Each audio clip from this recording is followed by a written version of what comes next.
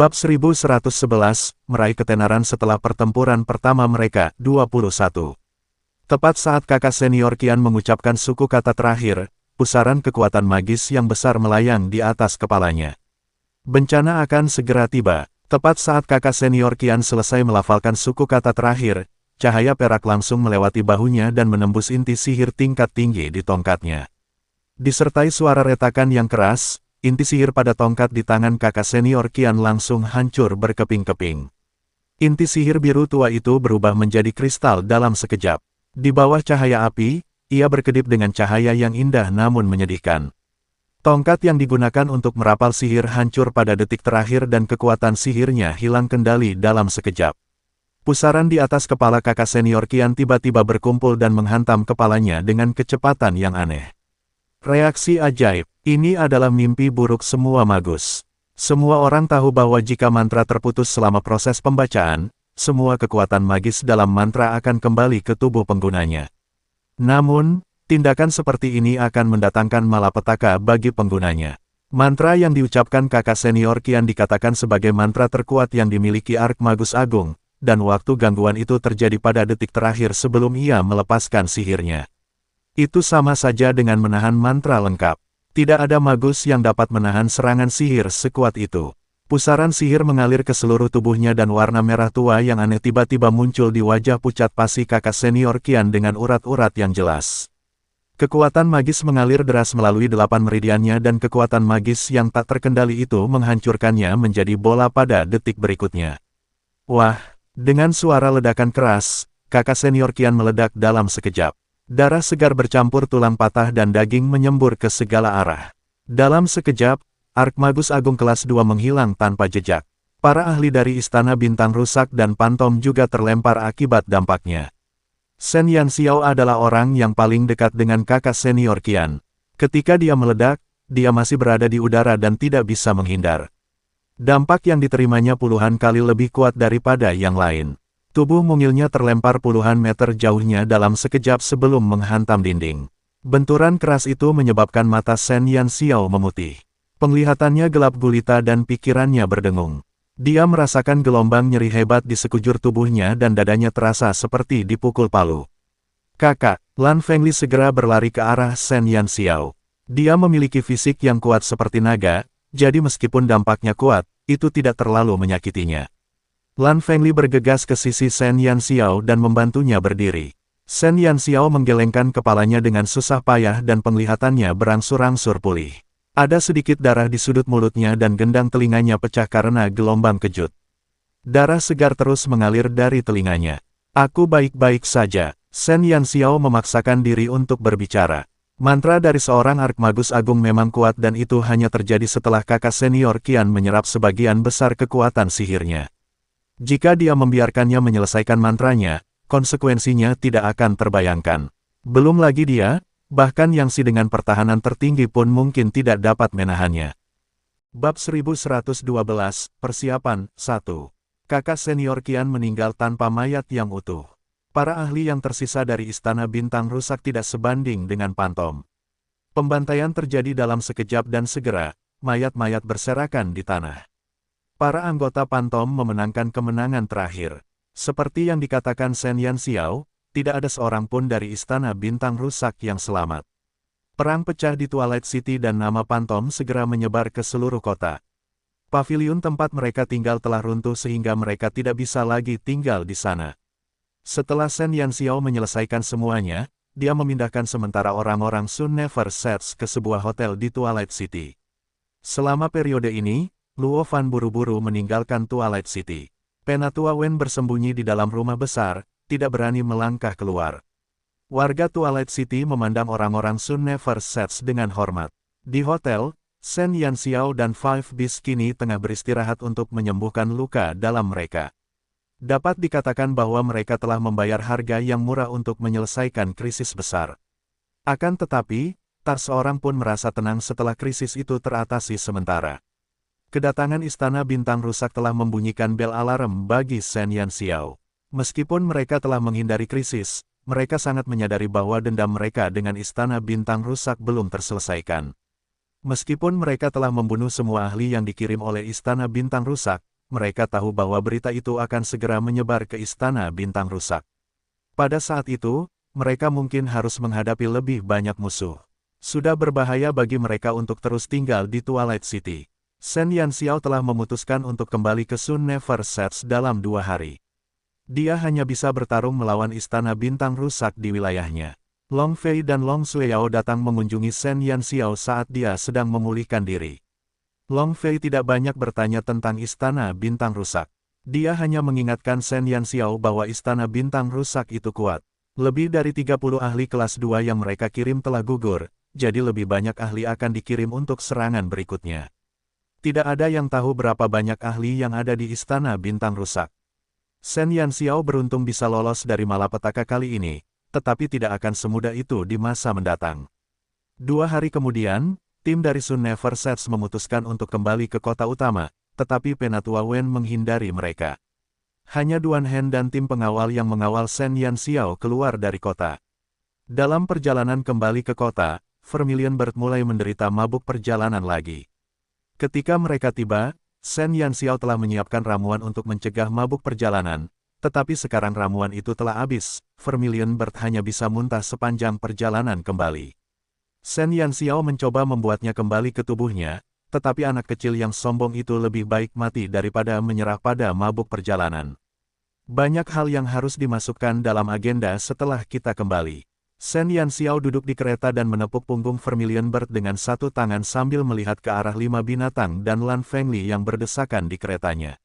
Dia sedang dikejar waktu, dan dia harus mempertanggungjawabkan semuanya sebelum dia kembali ke Sun Never Sets. Apakah maksudmu adalah masalah menemukan binatang ajaib? Qixia mengerutkan kening. Perjalanan ke Twilight City ini bisa dikatakan sebagai perjalanan yang sangat berharga. Kerugian terbesar adalah binatang ajaib dari kelompok prajurit Serigala Gua. Benar sekali. Awalnya aku bermaksud agar Xiao Feng dan kedua Phoenix pindah bersama, tetapi aku khawatir kita tidak punya cukup waktu. Qixia, bantu aku memberitahu kakekmu bahwa kita akan membeli binatang ajaib di Kekaisaran Longxuan dengan cara apapun. Aku harus menyamai semua orang di Sun Never Sets dengan binatang ajaib. Kekuatan Sun Never Sets ada 2 ekstrim. Anggota Pantom kuat, tetapi terlalu sedikit orang yang bisa membantu mereka secara realistis. Begitu perang pecah, mereka mungkin tidak punya cukup kekuatan. Bab 1113, Persiapan, 2. Kita juga harus menghubungi Balai Karunia dari keempat negara. Mengenai dinasti Bulan Biru, kirim seseorang untuk menghubungi mereka. Aku sudah berdiskusi dengan Long Fei tentang aliansi Angin Dewa. Dia akan mengawasiku. Mengenai kerajaan ketujuh, terserah Duan Hen. Duan Hen. Kelima orang itu bingung. Kapan Shen Yanxiao terhubung dengan penguasa kota Twilight City? Saya memiliki kontak dengannya secara pribadi dan dia ingin bekerja sama dengan saya. Namun, saat ini, saya masih mempertimbangkannya, kata Shen Yanxiao dengan tenang. Semua orang terdiam. Gadis kecil ini terlalu buas. Dia pergi menghubungi penguasa kota Twilight City tanpa mengatakan apapun. Kita harus mempersenjatai semua orang di Sun Never Sets dalam waktu sesingkat mungkin. Kalian berlima kebetulan adalah ahli kelas 2 dari 5 profesi utama. Di masa depan, aku akan menyerahkan pendidikan Sun Never Sets kepadamu. Sebelum gelombang binatang buas, aku ingin mereka dapat sedikit melindungi diri mereka sendiri. Shen Yanxiao mengalami sakit kepala yang hebat. Dia benar-benar berselisih dengan Istana Bintang yang rusak. Istana Bintang yang rusak pasti waspada terhadap Sun Never Sets dengan memanfaatkan waktunya di Twilight City. Dia bergegas kembali karena dia ingin membuat persiapan penuh. Selama mereka menempatkan pasukannya di sekitar Sun Never Sets dan memiliki iblis tingkat tinggi sebagai perlindungan, tidak akan mudah bagi Istana Bintang rusak untuk menghadapi mereka. Dari kelihatannya, Sun Never Sets tampaknya aman untuk saat ini. Namun, akan segera terjadi gelombang pasang. Setelah gelombang pasang, bahkan Sun Never Sets akan menderita kerugian besar. Pada saat itu akan menjadi waktu terbaik bagi Broken Star Palace untuk membalas. Sebelum itu, dia harus mengumpulkan sumber daya di tangannya untuk mencegah dirinya jatuh. Serahkan saja pada kami, jangan khawatir. Kelima binatang buas itu tidak menolak. Dengan kekuatan mereka saat ini, tidak banyak guru yang dapat dibandingkan dengan mereka bahkan di Akademi Saint Laurent. Ditambah dengan fakta bahwa Shen Yanxiao bertanggung jawab atas 3 profesi, pemanah sihir, penyihir, dan herbalis. Dia sendiri dapat mengajarkan 3 profesi. Untuk bisa menggunakan seorang pakar kelas 2 sebagai guru, kekuatan guru ini benar-benar dahsyat hingga ekstrim. Benar sekali. Kemana kau membawa iblis-iblis tingkat lanjut itu? Aku sudah lama tidak melihat mereka. Tang Nazi sudah lama penasaran dengan pertanyaan ini. Ia ragu-ragu untuk waktu yang lama sebelum bertanya. Shen Yanxiao tersenyum. Saya mengirim mereka untuk pelatihan. Pelatihan. Ada banyak iblis di Sun Never Sets, tetapi iblis pada dasarnya malas dan memerlukan pelatihan tingkat tertentu sebelum mereka dapat berguna. Kekuatan mereka dapat bersaing dengan profesional kelas 2, dan yang kurang dari mereka adalah kerja sama tim. Xiu tidak berada di Sun Never Sets selama periode ini, jadi dia bertanya-tanya apakah iblis tingkat lanjut itu malas. Shen Yanxiao menantikan pasukan iblis pertamanya. Bersama mereka, Sun Never Sets akan berdiri kokoh. Kelima orang itu mengangguk. Shen Yanxiao benar. Sun Never Sets memang membutuhkan pasukan yang layak untuk mendukungnya. Meskipun mereka telah memenangkan turnamen, mereka juga telah memperlihatkan kelemahan mereka. Kelompok prajurit bayaran Cave Wolves adalah satu-satunya tim di Sun Never Sets yang kekurangan kekuatan. Jika mereka ingin memulai perang, mengandalkan mereka saja tidaklah cukup. Akan sangat bagus jika mereka dapat melatih para iblis hingga dewasa. Kelompok mereka berdiskusi lama di dalam kereta seiring berjalannya waktu. Akhirnya, beberapa hari kemudian, kereta yang memimpin dapat melihat gerbang kota Sun Never Sets. Setelah sekian lama, semua orang telah mengembangkan keterikatan yang kuat dengan kota itu. Bab 1114, Persiapan 3. Di seluruh benua Brilliance dan Tanah Terlantar, Sun Never Sets dapat dihitung sebagai rumah mereka. Para pengembara telah kembali ke rumah. Kereta yang sudah usang itu perlahan memasuki Sun Never Sets. Warganya terlihat berdiri di kedua sisi jalan, mereka tahu bahwa penguasa kota mereka telah kembali. Sorak-sorai terdengar silih berganti. Meski belum mengetahui hasil turnamen, warga Sun Never Sets sangat gembira karena bisa kembali dengan selamat. Paman 9, Su He, dan Yin Jiuchen telah lama menunggu di luar rumah untuk kepulangan mereka. Mereka melihat sekeliling untuk mencari Shen Yanxiao, tetapi yang pertama kali mereka lihat adalah burung vermilion berwajah pucat. Burung vermilion turun dari kereta dengan bantuan Shen Yanxiao. Saat ia menyentuh tanah, astaga, Vermilion Bird memuntahkan. Tepat saat Paman 9 dan yang lainnya hendak menyambut mereka, wajah mereka berubah masam. Yang mereka lihat hanyalah burung vermilion yang muntah-muntah di mana-mana. Mereka tidak tahu apakah mereka harus tersenyum dan menyambut semua orang kembali atau menangis untuk burung vermilion. Aku tidak mau naik kereta lagi.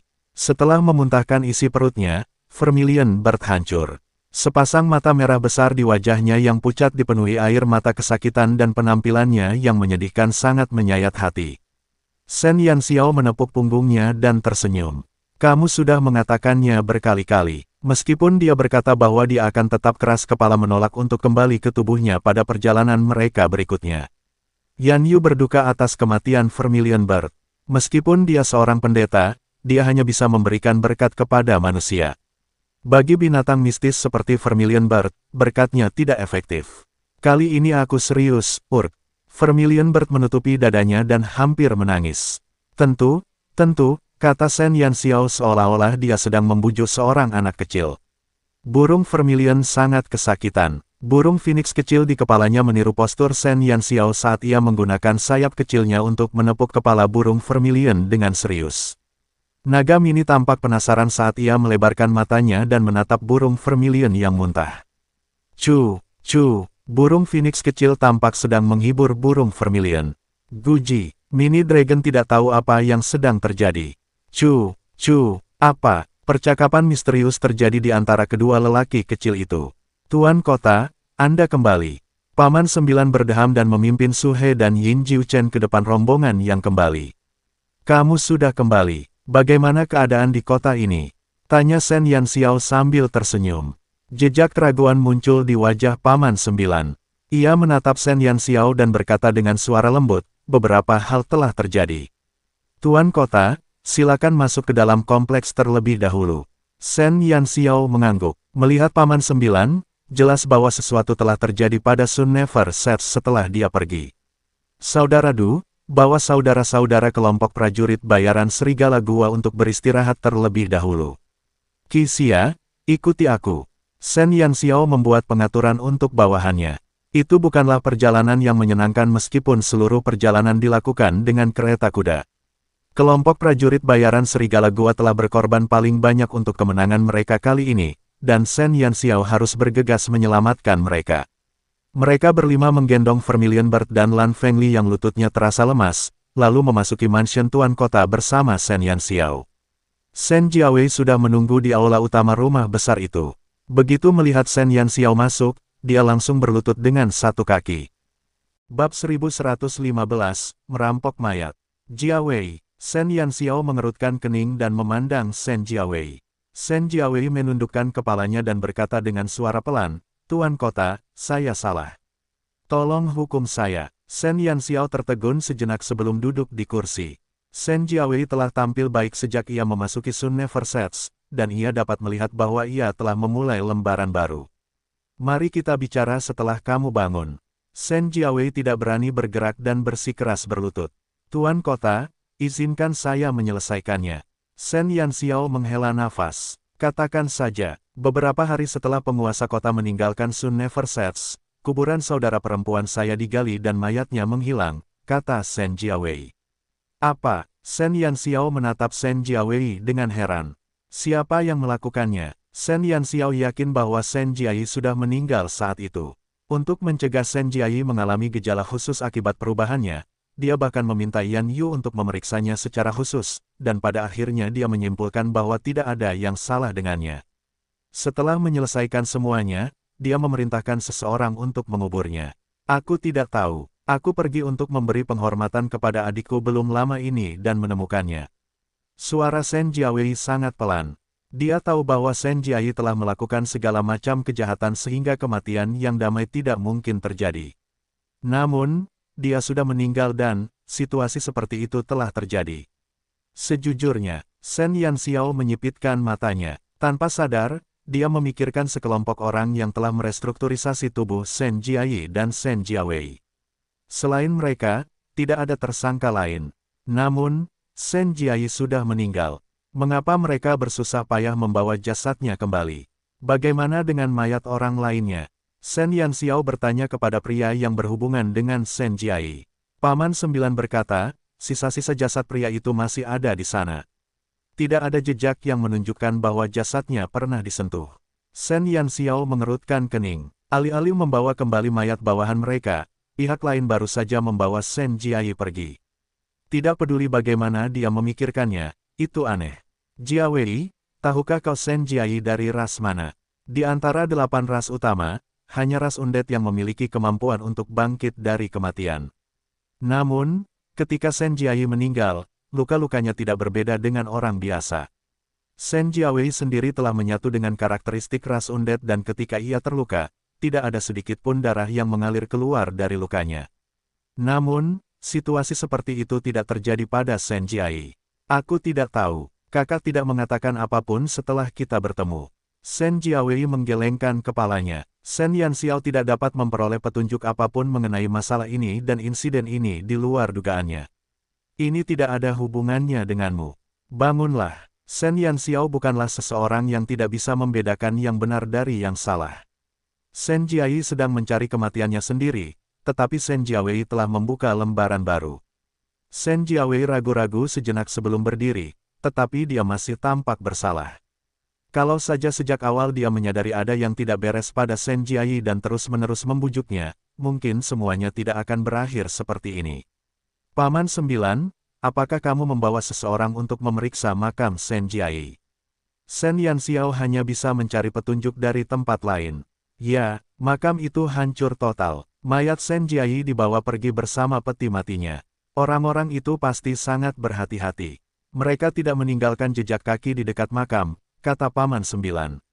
Dengan terputusnya petunjuk ini, akan sulit bagi Shen Yanxiao untuk meneruskan penyelidikannya. Jangan pedulikan dia untuk sementara. Waktu, apakah ada hal lain di kota ini yang harus aku waspadai? Daripada berkutat pada masalah yang tidak jelas, lebih baik aku mengurusi masalah lain terlebih dahulu. Bab 1116, Kedatangan Shen Xiyu, 1. Satu hal lagi, kata Paman Sembilan. Apa lagi? Shen Yanxiao bisa merasakan sakit kepala yang luar biasa. Dia benar-benar mengerjakan semuanya satu per satu. Bahkan jika dia memiliki 3 kepala dan 6 lengan, sulit baginya untuk menangani begitu banyak hal. Yah, itu bukan masalah besar. Hanya saja ada tamu yang datang dari jauh yang mengatakan bahwa dia adalah saudaramu. Dia datang setengah bulan yang lalu dan saat ini dia tinggal bersama Tuan Tua Shen Feng, kata Paman Sembilan. Kakak, Shen Yanxiao tercengang, lalu matanya menunjukkan sedikit kejutan. Kakak Xiyu, melaporkan kepada Tuan Kota, saudara Xiyu ada di sini. Shen Jiawei mengenali Shen Xiyu dan mengonfirmasi. Senyuman tipis akhirnya muncul di wajah Shen Yanxiao yang lelah. Secara kebetulan, dia sudah ingin mencari Shen Xiyu, tetapi dia tidak menyangka Shen Xiyu akan datang kepadanya. Bawa aku kepadanya. Shen Yanxiao segera berdiri, tetapi Paman Kesembilan memberinya sebuah surat. Surat ini dikirimkan kepadamu oleh Guru Yunqi. Shen Yanxiao menerima surat itu dan suasana hatinya yang tertekan akhirnya menghilang. Akhirnya, ada kabar baik.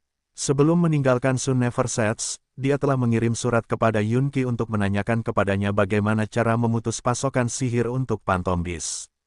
Sekarang, dia akhirnya menerima balasan. Akan tetapi, ketika Shen Yanxiao membuka surat itu dan meneliti isinya, ekspresinya hanya dapat digambarkan dengan satu kata. Pahit. Kelima bajingan itu tahu bahwa Shen Yanxiao telah mengirim surat kepada Yunqi. Sekarang setelah mereka melihat ekspresi Shen Yanxiao yang sangat menyedihkan, kelima bajingan itu menjulurkan kepala untuk melihatnya. Sebagai akibat, saya turut berduka cita. Qixia menepuk bahu Shen Yanxiao dengan ekspresi sedih, namun ada sedikit senyum jahat di matanya. Meskipun naga mini tidak memiliki kekuatan bertarung, dia tetap saja imut. Tang Nazi menahan tawanya saat mulutnya berkedut. Tidak banyak yang dimakan, jadi kamu tidak perlu merasa terbebani secara finansial. Yan Yu menunjukkan ekspresi lembut.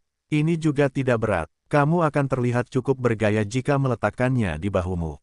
Yang Si menepuk kepala mini dragon seolah memujinya. Tenang saja, Li Xiaowei bersikap paling baik.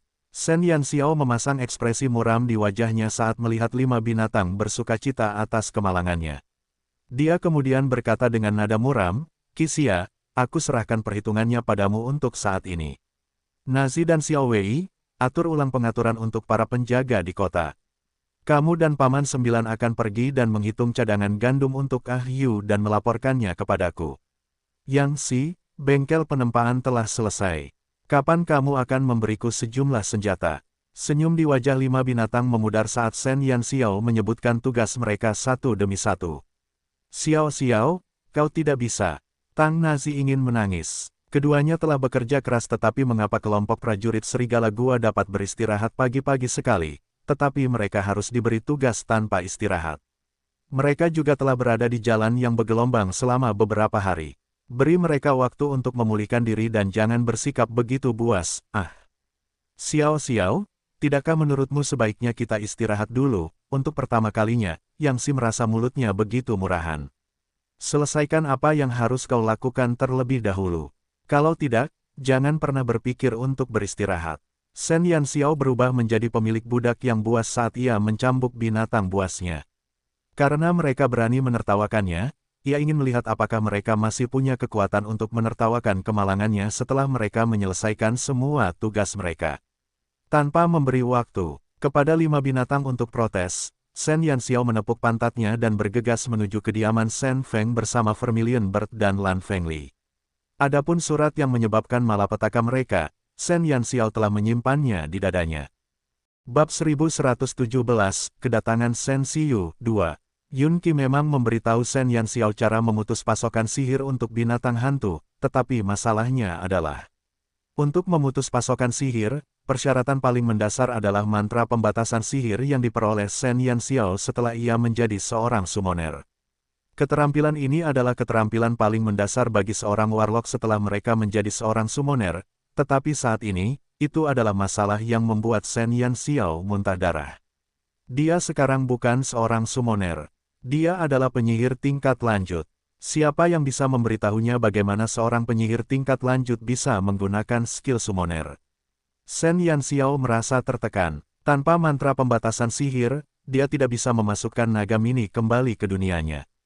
Ini berarti dia harus terus tinggal di sini bersama naga kecil yang lucu namun keren ini dan menjelajahi tanah terlantar. Semenjak Shen Yanxiao mengalami kemunduran menjadi warlock tingkat lanjut, ini adalah pertama kalinya dia merasa begitu kesal. Awalnya dia memiliki wajah yang cantik dan imut, terlebih lagi, bagian imutnya dipenuhi dengan vermilion bird versi anak-anak. Namun sekarang, ada naga imut lainnya. Shen Yanxiao merasa dirinya semakin menjauh dari kata perkasa dan mendominasi. Setelah beberapa saat, Shen Yanxiao tiba di perkebunan keluarga vermilion bird di Sun Never Sets. Shen Yanxiao secara khusus telah menyiapkan rumah besar ini untuk Shen Feng. Baik dari segi skala maupun kesan keseluruhannya, rumah ini jauh lebih megah daripada yang ada di Kekaisaran Longxuan. Saat penjaga itu melihat Shen Yanxiao, dia langsung menghampirinya dan menyambutnya dengan senyuman. Nona muda, kau sudah kembali. Tidak peduli apapun identitas Shen Yanxiao saat ini, dia akan selalu menjadi cucu Shen Feng di keluarga burung vermilion, nona muda ketujuh dari keluarga burung vermilion. Oleh karena itu, keluarga burung vermilion masih terbiasa memanggilnya nona muda. Ya, di mana kakek? Meskipun Shen Yanxiao ingin sekali bertemu Shen Xiu, dia ingin bertemu kakeknya terlebih dahulu. Kepala keluarga saat ini sedang bermain catur dengan tuan muda Xiu di ruang belajar. Nona muda ketujuh, silakan lewat sini, kata penjaga itu dengan sopan.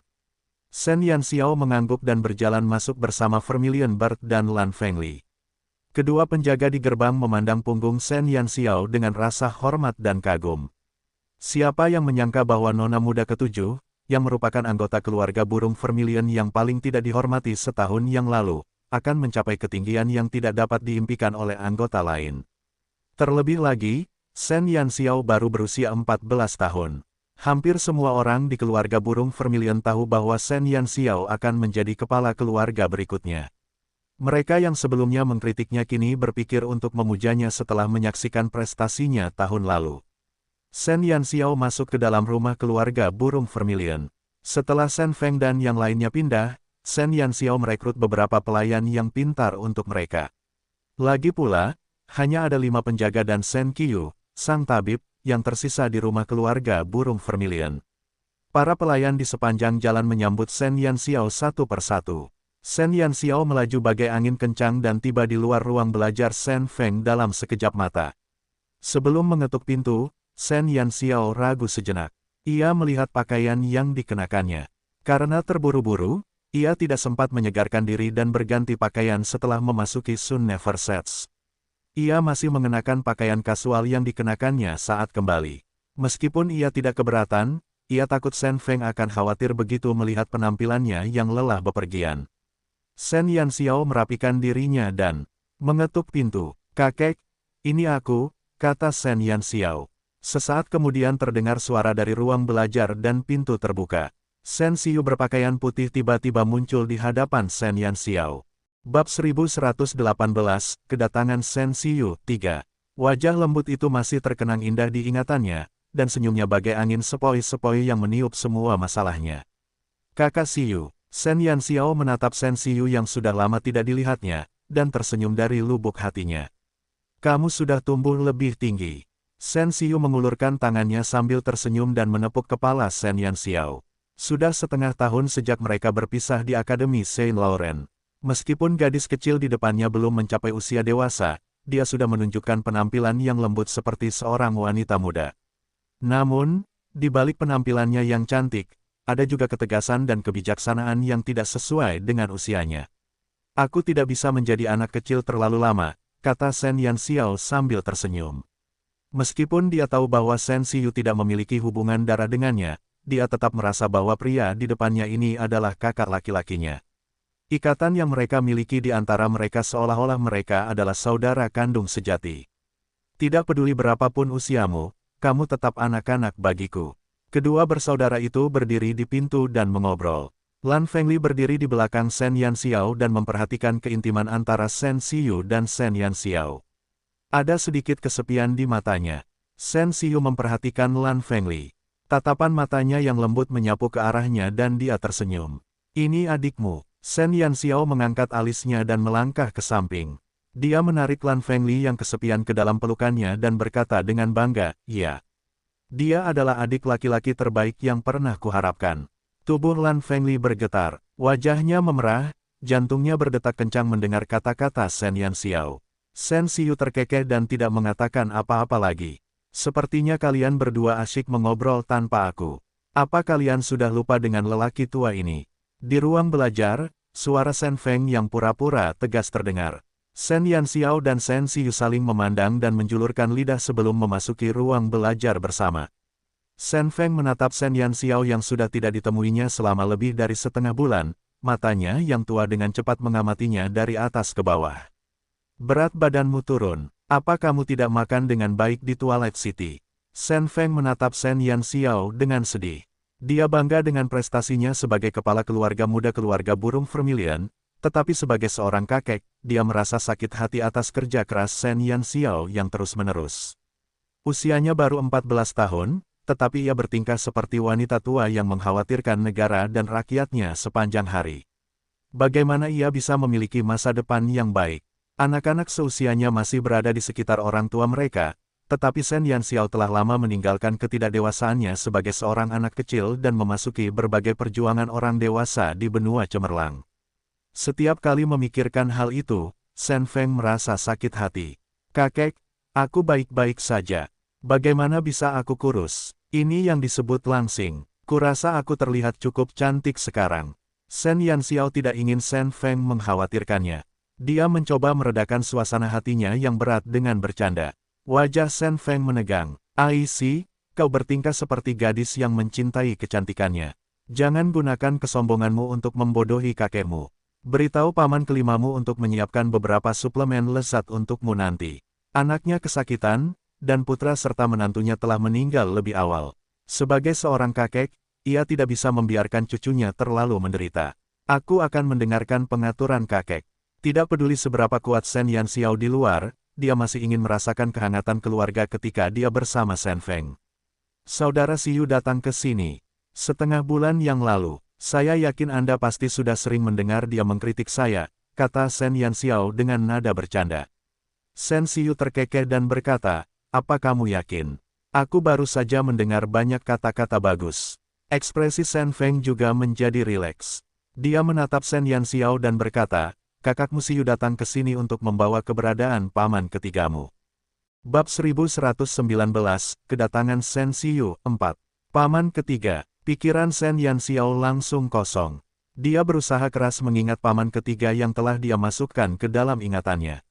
Akhirnya, setelah berpikir sejenak, dia akhirnya ingat siapa paman ketiganya.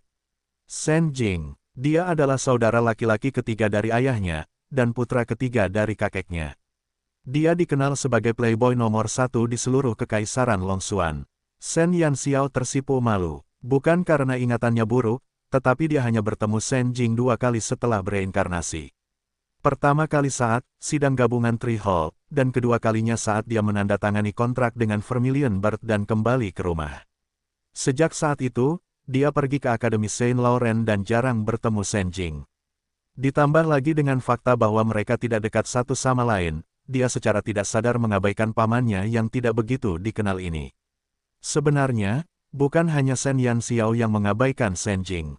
Bahkan Shen Feng secara tidak sadar telah melupakannya. Meskipun Shen Jing adalah putra ketiga Shen Feng, ia memiliki kepribadian yang dapat membuat orang gila. Belum lagi menghabiskan sepanjang hari dengan minum-minum dan menggoda, ia tidak memiliki pencapaian apapun dalam aura pertempuran atau sihir. Bujangan yang memenuhi syarat berusia 40-an itu belum menikah, dan Shen Feng telah melihatnya mengamuk setiap saat. Akibatnya, Shen Jing tidak lagi tinggal di keluarga burung Vermilion. Memanfaatkan fakta bahwa Shen Yanxiao pergi ke Akademi Saint Laurent untuk belajar, ia menemukan alasan dan mengatakan bahwa ia pergi keluar untuk berkeliaran dengan kelompok teman-temannya, tetapi ia belum melihatnya. Bahkan Shen Xiu yang sulit ditangkap memiliki kehadiran yang lebih kuat daripada Shen Jing. Di mana paman ketiga?" Shen Yanxiao bertanya dengan ekspresi tenang.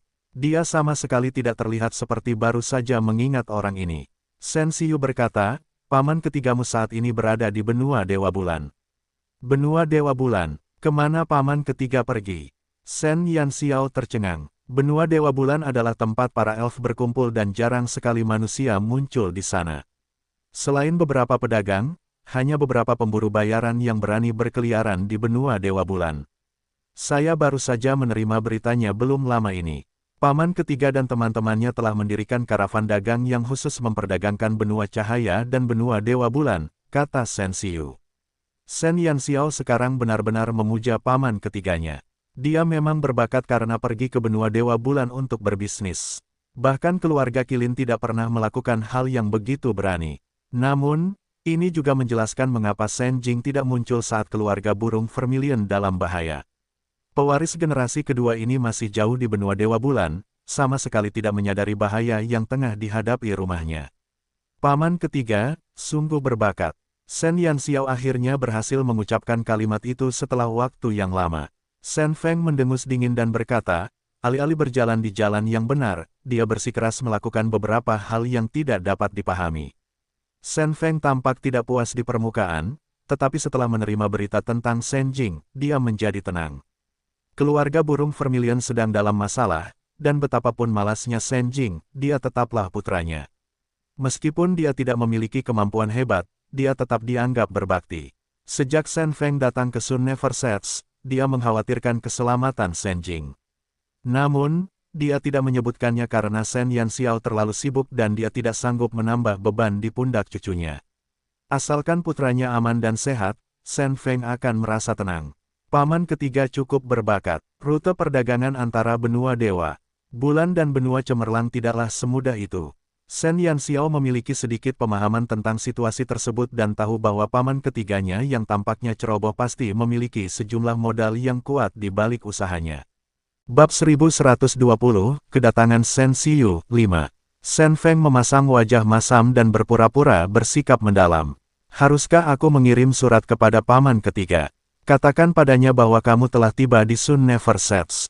Shen Yanxiao sedang memikirkan cara untuk membawa pamannya kembali. Namun, Shen Xiu berkata, paman ketiga mengalami beberapa masalah di benua Dewa Bulan. Aku di sini untuk berbicara dengan Xiao Xiao dan melihat apakah kamu dapat menemukan waktu untuk melakukan perjalanan ke benua Dewa Bulan. Aku, Shen Yanxiao tercengang. Xiao Xiao sangat sibuk. Dia tidak punya waktu. Shen Feng segera berkata, apa yang dilakukan anak tidak berbakti itu di benua Dewa Bulan lagi?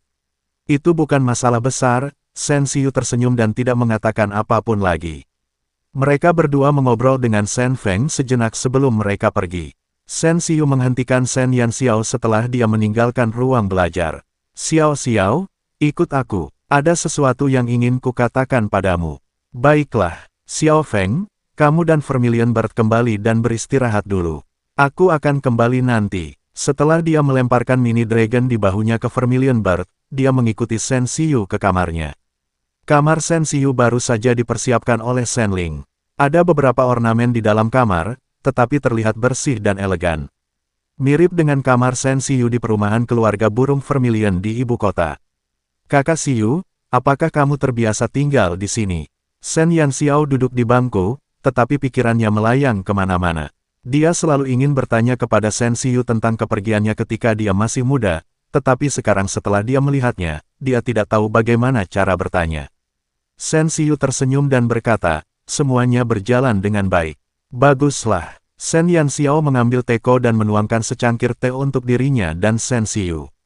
Dia meminumnya perlahan sambil memikirkan bagaimana dia harus memulai pembicaraan. Tepat saat Shen Yanxiao sedang berpikir, Shen Xiu tiba-tiba berkata, Xiao Xiao, siapa yang membantumu mengubah warna matamu?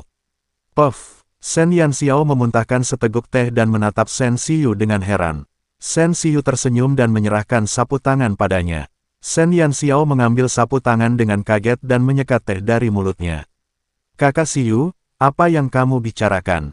Shen Yanxiao berpura-pura bodoh dan bertanya. Shen Xiu menatapnya sambil tersenyum lembut. Garis keturunan elfmu telah sepenuhnya terbangun. Dia mengangkat tangannya dan menyisir rambut panjang Shen Yanxiao.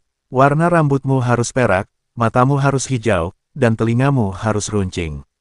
Xiao Xiao, aku tahu ada banyak benda penyamaran di dunia ini, tetapi aku belum pernah melihat benda penyamaran yang bisa mengubah elf menjadi manusia sepenuhnya. Bisakah kau memberitahuku siapa yang membantumu? Nada bicara Shen Xiu lembut sekali, tetapi Shen Yanxiao terkejut saat mendengarnya. Bagaimana saudara Xiu tahu tentang kebangkitan darah elfnya? Terlebih lagi, Shen Xiu tampaknya tidak sedang menebak-nebak. Tatapan matanya yang penuh tekad memastikan fakta bahwa dia telah menjadi peri. Shen Yanxiao menggigit bibirnya dan menatap Shen Xiu. Entah mengapa, dia tiba-tiba merasa tidak tahu apa-apa tentang Shen Xiu. Dia hanya tahu bahwa dia adalah penyelamatnya dan bahwa dia adalah saudara laki-lakinya di keluarga burung vermilion. Shen Yanxiao menatap Shen Xiu dan ada sedikit keraguan di antara alisnya. Dia mengepalkan tinjunya dan menarik napas dalam-dalam. Kakak Xiu, sebelum aku menjawab pertanyaanmu, bisakah kau memberitahuku siapa dirimu?